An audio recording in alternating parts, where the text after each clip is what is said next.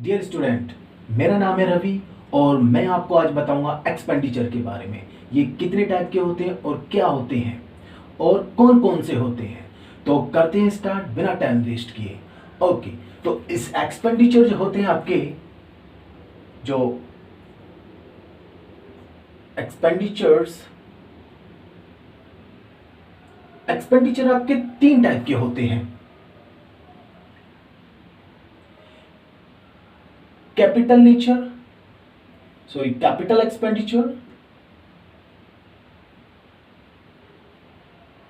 Capital nature या capital expenditure, and second आपका revenue nature,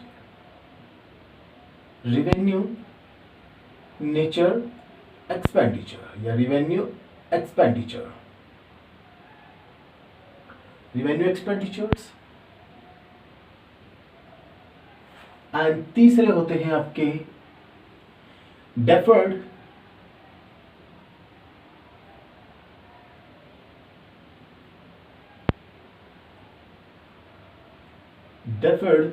revenue expenditure।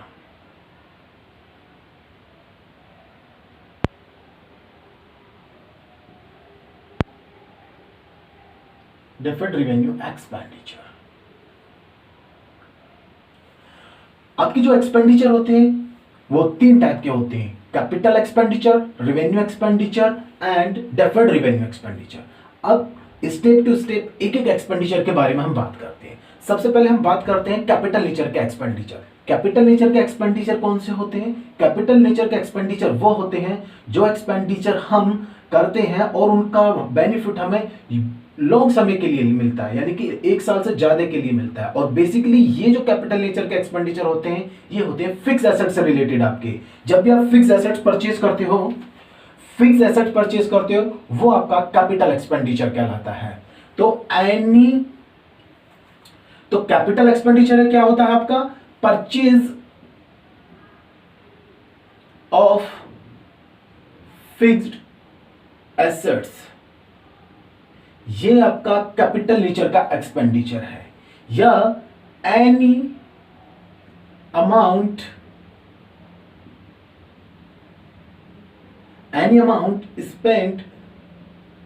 spent on fixed assets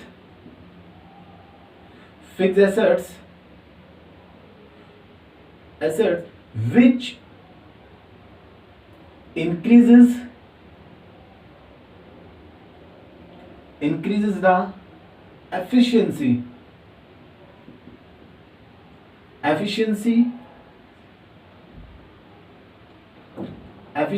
of fixed assets और या reduce the cost of production.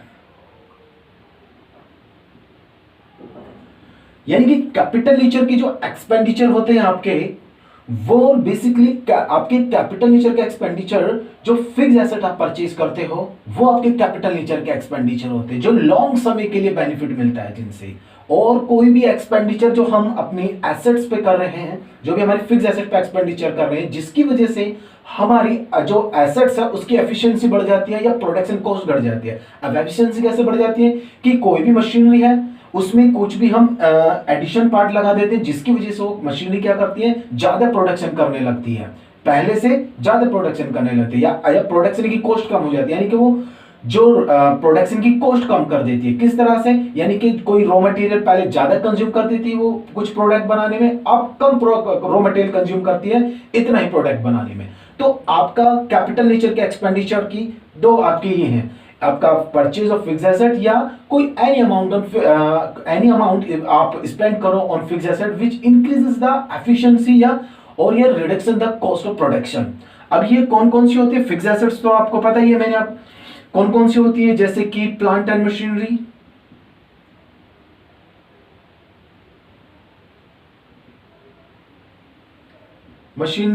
आपकी land and building,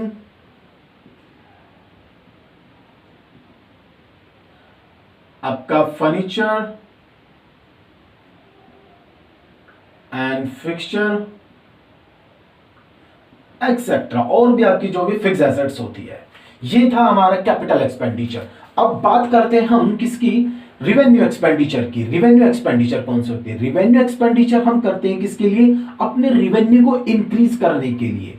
जो हमारा revenue, जो main operation है हमारा, उसको इंक्रीज करने के लिए, यानी कि जो रिवेन्यू हमारा जनरेट होएगा उसमें इंक्रीज करने के लिए जो एक्सपेंसेस करते हैं हम, उसको हम रिवेन्यू एक्सपेंडिचर कहते हैं। रिवेन्यू एक्सपेंडिचर हमारे दो तरीके के होते हैं। जो कंपनी एक्सपेंडिचर्स करती है, रिवेन्यू एक्सपेंडिचर, वो दो तरीके से करती है अपने रिवेन्यू को इंक्रीज करने के लिए। एक तो डायरेक्ट एक्सपेंसेस के नाम से कंपनी कर सकती है, जिसको हम कॉस्ट ऑफ गुड्स सोल्ड भी कह देते हैं। कॉस्ट ऑफ गुड्स सोल्ड भी कह देते हैं। और दूसरे किस तरह की टाइप के किस तरह से करती है? इनडायरेक्ट के नाम से कर सकती है company, indirect expenses. Revenue expenditures company दो तरीके से करती है, आपके डायरेक्ट एक्सपेंसेस के नाम से, जिसे हम कॉस्ट ऑफ प्रोडक्शन कह देते हैं, दूसरे इनडायरेक्ट एक्सपेंसेस। अब डायरेक्ट एक्सपेंसेस कौन से होते हैं आपके? डायरेक्ट एक्सपेंसेस वो होते हैं जो आपका कोर प्रोसेस है, जो प्रोडक्शन का कोर प्रोसेस है आपका, जो आपका मेन प्रोडक्शन है, प्रोडक्शन प्रोसेस है, उस पे जितने भी डायरेक्ट एक्सपेंसेस होते हैं आपके, वो डायरेक्ट एक्सपेंसेस कहलाते हैं। मींस दैट कि जो भी एक्सपेंसेस आपका डायरेक्ट प्रोडक्शन प्रोसेस से रिलेशन रखता है, वो आपका डायरेक्ट एक्सपेंसेस होता है। अब ये डायरेक्ट एक्सपेंसेस कौन कौन से होते हैं देख लेते हैं। आपका सबसे बड़ा एक्सपेंसेस होता है cost raw material,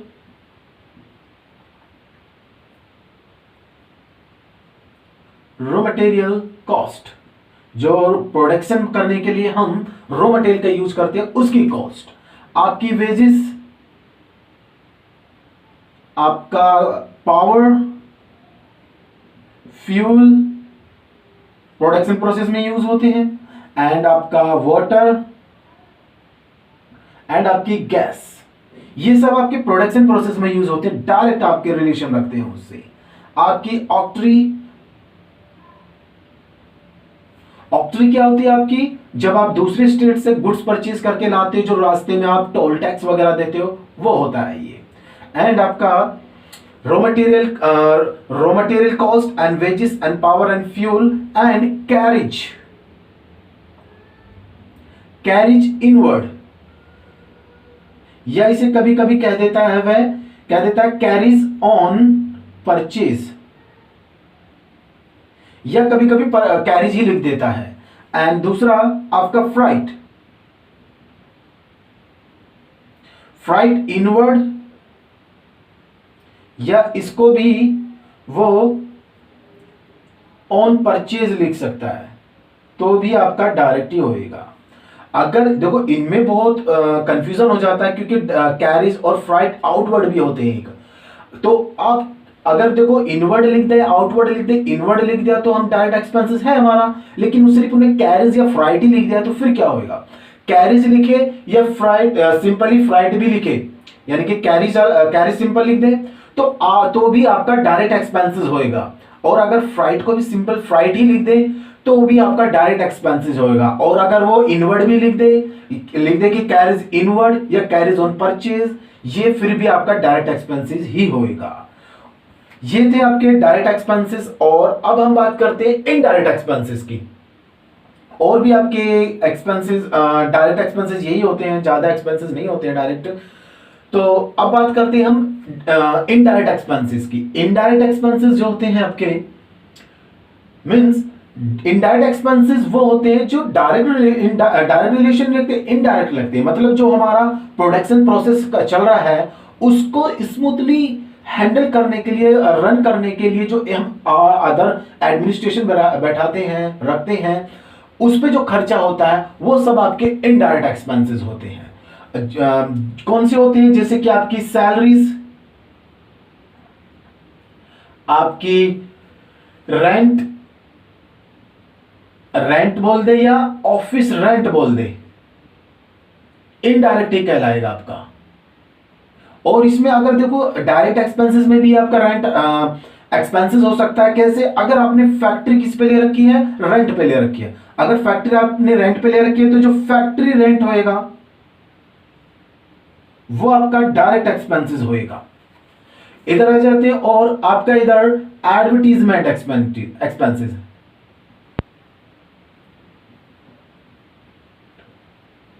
advertisement expenses, advertisement expenses and audit fee and legal expenses कुछ होते हैं हमारे, एंड स्टेशनरी कंज्यूम होती है हमारी, stationery and printing, stationery and printing and repairs वगैरह भी होती है हमारी, repairs and renewal expenses and traveling expenses and आपका postage expenses, postage मतलब जो टेलीग्राम वगैरह हम भेजते हैं किसी को, कोई पोस्ट करते हैं, उसके जो एक्सपेंसेस होते हैं वो टेलीग्राम पोस्टेज एक्सपेंसेस होते हैं। एंड आपका इलेक्ट्रिसिटी एक्सपेंसेस, जो इलेक्ट्रिसिटी आप यूज कर रहे हो ऑफिस में, उसका जो बिल है उसका एक्सपेंसेस भी आपका इनडायरेक्ट ही होएगा। आपके स्टेशनरी हो गया, पोस्टेज हो गया, एंड टेलीफोन एक्सपेंसेस, एंड आपका अब देखो कैरिज आपका इनवर्ड है या कैरिज है या कैरिज ऑन परचेज है तो वो डायरेक्ट है। अगर वो स्पेशली लिख दे कि कैरिज आउटवर्ड तो आपका इनडायरेक्ट होएगा। फिर सुनो, अगर वो स्पेशली लिखता है कैरीज आउटवर्ड या कैरीज ऑन सेल तो आपका इनडायरेक्ट एक्सपेंसेस होएगा। अगर वो लिखता है कैरीज सिर्फ या फिर कैरीज ऑन परचेज या कैरीज इनवर्ड तो आपका डायरेक्ट एक्सपेंसेस होएगा। इसी तरीके से आपका फ्राइट हो जाता है, freight outward, same as it is यही। अगर फ्राइट आउटवर्ड है स्पेशल केस है, अगर वो आउटवर्ड बोलता है तभी हमारा इनडायरेक्ट होएगा। अगर वो फ्राइट बोलता है सिर्फ या फ्राइट इनवर्ड बोलता है या फ्राइट ऑन परचेज बोलता है तो आपका डायरेक्ट एक्सपेंसेस होएगा। और आपकी डेप्रिसिएशन क्या होती है? डेप्रिसिएशन आपके जो फिक्स एसेट्स है, ये जो हमने परचेज की है, कैपिटल एक्सपेंडिचर किया हमने, इसका जो यूज करते हैं उसकी वजह से, उसकी एसेट्स के यूज करने की वजह से जो उसकी वैल्यू में कमी आती है उसे हम डेप्रिसिएशन कहते हैं। और आपका एक्सपेंसेस, आप कमीशन पेड कर दो किसी को, आपने कमीशन पेड किया, आपने इंटरेस्ट पेड किया, आपने लोन ले रखा है, इंटरेस्ट पेड कर रहे हो आपने डिस्काउंट दे दिया किसी को, डिस्काउंट अलाउ कर दिया, ये भी आपका इनडायरेक्ट एक्सपेंसेस ही होगा। ओके, और भी बहुत सारे एक्सपेंसेस हैं, ये आपके एक बार फिर आपको मैं बताता हूं। आपके रिवेन्यू जो एक्सपेंडिचर होते हैं, जो रिवेन्यू को इंक्रीज करने के लिए हम करते हैं, कंपनी करती है, वो दो तरीके से करती है, डायरेक्ट एक्सपेंसेस के रूप में और इनडायरेक्ट एक्सपेंसेस के रूप में। डायरेक्ट एक्सपेंसेस को कॉस्ट ऑफ गुड्स सोल्ड भी कह देते हैं, और वो किस तरह के होते हैं? जो ये डायरेक्ट एक्सपेंसेस होते हैं जो हमारे प्रोडक्शन प्रोसेस है उससे डायरेक्ट रिलेशन रखते हैं। जैसे कि आपका raw material direct production process में यूज होता है, वेजेस हम फैक्ट्री में देते हैं और सैलरी ऑफिस में दी जाती है, and power, fuel, water and gas सभी फैक्ट्री में ज्यादा यूज होते हैं। एंड ऑक्ट्री वगैरह जब हम गुड्स परचेज करके लाते हैं तो उस पे जो हम टोल टैक्स वगैरह देते हैं, ये ऑक्ट्री हो तो वो भी आपका डायरेक्ट एक्सपेंसेस होएगा। एंड कैरीज या कैरीज इनवर्ड या कैरीज ऑन परचेज, ये भी आपका डायरेक्ट एक्सपेंसेस होएगा। और फ्राइट इनवर्ड या फ्राइट ऑन परचेज भी आपका डायरेक्ट एक्सपेंसेस होएगा। और अगर आपने फैक्ट्री ले रखी है रेंट पे, कंपनी ने जो प्रोडक्शन प्रोसेस चलता है जहां पे, जिसे हम फैक्ट्री कहते हैं, अगर उसे रेंट पे ले रखी है तो फैक्ट्री रेंट भी आपका डायरेक्ट एक्सपेंसेस होएगा। और इनडायरेक्ट एक्सपेंसेस कौन से होते हैं? सैलरीज, रेंट, ऑफिस रेंट, यानी कि जो इनडायरेक्ट एक्सपेंसेस है, जो यहाँ पे प्रोडक्शन चल रहा है उसको हैंडल करने के लिए जो एडमिनिस्ट्रेशन हम अलग बैठाते हैं और उस पे जो एक्सपेंसेस होते हैं हमारे, वो हमारे इनडायरेक्ट एक्सपेंसेस होते हैं। किस तरह के होते हैं? सैलरीज देना, स्टाफ जो एडमिन हेड है, एडमिन स्टाफ है हमारा, उनको सैलरीज देना, और रेंट या ऑफिस रेंट दो आपका इनडायरेक्ट में ही जाएगा। एडवर्टीजमेंट एक्सपेंसेस एंड ऑडिट फी, आपकी ऑडिट फी होती है एक, जो सीए होता है, चार्टर्ड अकाउंटेंट होता है, जिसको कंपनी अपॉइंट करती है ये चेक करने के लिए कहीं हमारे एम्प्लॉय कोई गलती तो नहीं कर रहे हैं या कुछ गलत तो नहीं हो रहा है हमारी कंपनी में। अकाउंट्स को वो चेक करता है, सभी इंटरनल जो भी आपके डॉक्यूमेंट्स है सबको चेक करता है वो। तो उसको जो हम फी देते हैं वो आपके ऑडिट फी कहलाती है। और लीगल एक्सपेंसेस, बहुत सारे लीगल प्रोसेस करती है कंपनियां, जो एक्सपेंसेस होते हैं उन्हें जो उनके लीगल एक्सपेंसेस होते हैं पे करते हैं, वो लीगल एक्सपेंसेस आपके इनडायरेक्ट एक्सपेंसेस कहलाएंगे। स्टेशनरी एंड प्रिंटिंग बहुत यूज होती है, एंड रिपेयर एंड रिन्यूअल्स थोड़ी बहुत चलती रहती है। ट्रेवलिंग एक्सपेंसेस, ट्रेवल के लिए, पोस्टेज एक्सपेंसेस, इलेक्ट्रिसिटी जो आप ऑफिस में यूज कर रहे हो उसका एक्सपेंसेस, एंड टेलीफोन एक्सपेंसेस जो ऑफिस में टेलीफोन यूज हो रहे हैं, एंड कैरीज आउटवर्ड या कैरीज ऑन सेल, ये आपका डायरेक्ट एक्सपेंसेस होएगा। और फ्राइट ऑन आउटवर्ड या फ्राइट ऑन सेल, ये आपका इनडायरेक्ट एक्सपेंसेस ही होएगा। डेप्रिसिएशन एंड कमीशन पेड करा हमने, या इंटरेस्ट पेड कर दिया, या डिस्काउंट अलाउ कर दिया। ये थे आपके रेवेन्यू एक्सपेंडिचर जो दो तरीके से कंपनी करती है ड्यूरिंग द आपकी फाइनेंशियल ईयर। अब बात करते हैं डिफर्ड रेवेन्यू एक्सपेंडिचर की। अब देखो, डिफर्ड रेवेन्यू एक्सपेंडिचर से पहले मैं आपको बता दूं ये कहां जाते हैं और कहां इनका ट्रीटमेंट करते हैं। जो डायरेक्ट एक्सपेंसेस होते हैं हमारे, जो डायरेक्ट एक्सपेंसेस होते हैं, ये सभी डायरेक्ट एक्सपेंसेस, इनको हम शो करते हैं इसे हम ट्रेडिंग अकाउंट में। जो हमारा ट्रेडिंग अकाउंट होता है इसे हम शो करते हैं हम इसको ट्रेडिंग अकाउंट में। और जो इनडायरेक्ट एक्सपेंसेस होते हैं वो हमारे शो होते हैं प्रॉफिट एंड लॉस अकाउंट में। ये हमारे प्रॉफिट एंड लॉस अकाउंट में जाते हैं, ये हमारे ट्रेडिंग अकाउंट में जाते हैं। और जो हमारे कैपिटल नेचर के एक्सपेंडिचर होते हैं वो कहां जाते हैं? ये कैपिटल नेचर के एक्सपेंडिचर होते हैं आपकी एसेट्स वगैरह परचेज करो, फिक्स एसेट। और ये एक्सपेंडिचर आपके जाते हैं किसमें? ये जाते हैं आपके बैलेंस शीट में।